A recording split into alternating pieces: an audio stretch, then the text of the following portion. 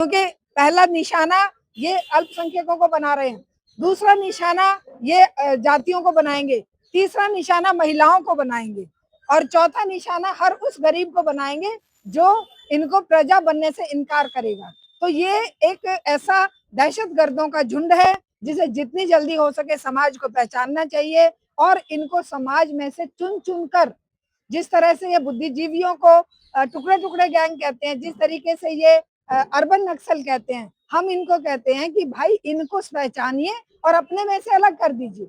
इनको बीच में रहने का भी अधिकार नहीं है, क्योंकि जहाँ रहते हैं जहर फैलाते हैं। बेचारे गरीब आदमी से सबूत मांग रहे हैं कि तुम इस देश के निवासी हो कि नहीं, तो क्या आरएसएस से सबूत नहीं मांगा जाना चाहिए कि तुम इस देश में कर क्या रहे हो? तुम्हारे पास अरबों खरबों डॉलर आ कहां से रहे हैं? तुम्हारे हर स्टेट में, हर डिस्ट्रिक्ट में ये 5 स्टार होटल किसके पैसे से बन रहे हैं?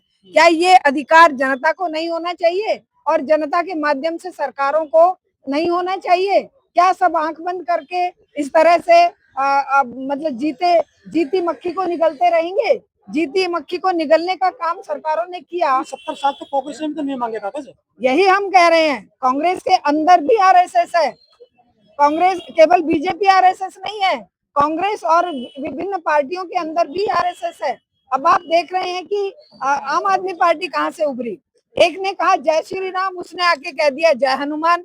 तो क्या लग रहा है आपको, समानता नहीं लग रही है कि ये जो धर्म के नारे उछाले? सिक्योरिटी कहाँ से मिली है इनको जेड प्लस? ये जेड प्लस की सिक्योरिटी इसीलिए मिली हुई है कि जब चोर होता है ना, जो डाकू होता है, जो दहशतगर्द होता है, उसको हमेशा खुद की दहशत होती है, खुद का डर बना रहता है। तो जेड सिक्योरिटी उनकी घर के सैया भय कोतवाल तो डर काहेगा। जेड सिक्योरिटी ले, चाहे वो जेड प्लस ले, चाहे वाई सिक्योरिटी ले, उनके लिए तो सब कुछ है। लेकिन आम जनता के लिए बेटियों, सुनिए, बेटियों को बलात्कार हो जाए, मर्डर हो जाए, रात में उठा के जला दी जाए, तो उनके पास सिक्योरिटी नहीं है, तब उनकी एफआईआर के लिए भी पुलिस नहीं होती है। लेकिन जेड प्लस की सिक्योरिटी इनको देंगे। और हिंदू राष्ट्र की बात जहां पर है, हिंदू राष्ट्र अपने आप में इनका मोहताज नहीं है, कोई हिंदू इनके पीछे नहीं जा रहा है। हिंदू अगर धर्म अपने आप में है तो वो इंडिविजुअली रहेगा, लेकिन अगर आप कहें कि हिंदू राष्ट्र बनाएंगे हम, तो ये इनका सपना सपना ही रहेगा। क्योंकि कोई भी धर्म के नाम पर बना हुआ राष्ट्र आज डेमोक्रेटिक युग में चल ही नहीं पाएगा, और चलेगा तो वो पतन के गर्त में जाएगा। और उस पर वही हाल होगा जो कि बांग्लादेश में हुआ, पाकिस्तान में हुआ। धर्म के नाम पर बने हुए राष्ट्र आज तक इस आधुनिक युग में सफल नहीं। कहते हैं कि सबसे बड़ा संगठन है देश और दुनिया का आरएसएस, उसके बाद खतरा किसको है? खतरा किससे है? जो मोहन भागवत को जेड प्लस सोसाइटी हम बता तो रहे हैं, चोरों को, उचक्कों को और डरपोक जो लोग होते हैं, जो दूसरों के लिए खतरा पैदा करते हैं, उन्हें खुद के लिए हमेशा वो खतरे में जीते हैं और इसीलिए सिक्योरिटी मांग रहे। वरना तो एक धार्मिक संगठन को सिक्योरिटी की क्या जरूरत है? भाई तुम तो कह रहे हो कि 88-85% लोगों के तुम खैरख्वाह हो, फिर तुम्हें 15% से क्या है? और वो 15% तो कभी तुम्हारे ऊपर अटैक करे भी नहीं है अभी तक। कांग्रेस प्रेसिडेंट गए थे, मुझे काफी थोड़ा थे जहां उन्होंने बात कर दिया, उसको धो दिया था मैदान को, धो दिया गया। बताइए, ये इतने नीचा काम है, इतना गंदा काम है, जिसकी जितनी भर्त्सना की जाए उतनी कम है। क्योंकि ये जब इंसान को इंसान नहीं समझ रहे, तो इनको जानवर से बदतर कहा जा सकता है। ये किसी भी जात के नाम पर, धर्म के नाम पर अगर किसी के अंदर भेदभाव करते हैं, तो ये इंसान खुद नहीं है। एक इंसान जो बना है ना, इस प्रकृति ने सबको एक ही तरह से पैदा किया है। देखिए, हम नहीं कहते खत्म हुआ है, हम कह रहे हैं जातिवाद इस देश की जड़ों पर काबिज है।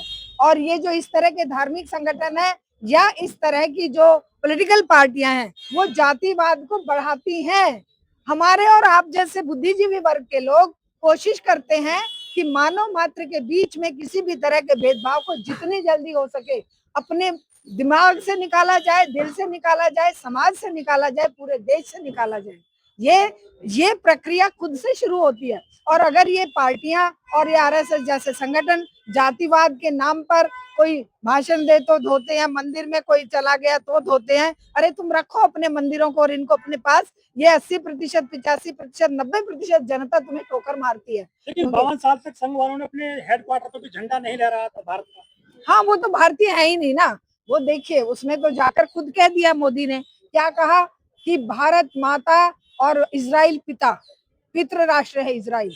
इसका मतलब क्या हुआ कि तुम उनके उनके वो हो गए, उनके गुलाम हो गए, क्योंकि पितृ प्रधान समाज में तो महिला की तो कोई कद्र है ही नहीं, और तुम तो पितृ प्रधान समाज का जीता जागता उदाहरण हो। इसका मतलब तुमने इजराइल को, देश को इजराइल का गुलाम बना दिया। क्या दिक्कत है तिरंगे से आरएसएस वालों को? आरएसएस वालों को तिरंगे से क्यों, देशभक्तों से दिक्कत है, क्रांतिकारियों से दिक्कत है। बताया जाता है वो देखिए, जब भगवा झंडा और इनका अपना हिंदू राष्ट्रवाद, ये इस देश की पतन के लिए जिम्मेदार हुए हैं। अभी तक जो 2026 तक जो इन्होंने किया है, 100 साल जो आरएसएस ने किया है, वो सबका सब इस देश की बर्बादी का सबब बना है। चाहे कांग्रेस सत्ता में रही, चाहे बीजेपी सत्ता में रही, यहाँ पर राज आरएसएस का चला है।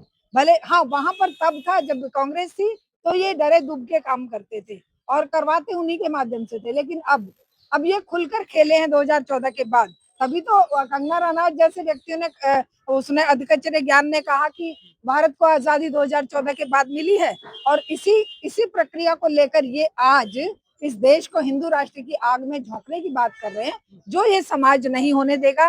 क्योंकि पहला निशाना ये अल्पसंख्यकों को बना रहे हैं, दूसरा निशाना ये जातियों को बनाएंगे, तीसरा निशाना महिलाओं को बनाएंगे, और चौथा निशाना हर उस गरीब को बनाएंगे जो इनको प्रजा बनने से इनकार करेगा। तो ये एक ऐसा दहशतगर्दों का झुंड है जिसे जितनी जल्दी हो सके समाज को पहचानना चाहिए, और इनको समाज में से चुन चुन कर, जिस तरह से ये बुद्धिजीवियों को टुकड़े टुकड़े गैंग कहते हैं, जिस तरीके से ये अर्बन नक्सल कहते हैं, हम इनको कहते हैं कि भाई इनको पहचानिए और अपने में से अलग कर दीजिए। इनको बीच में रहने का भी अधिकार नहीं है, क्योंकि जहाँ रहते हैं जहर फैलाते हैं।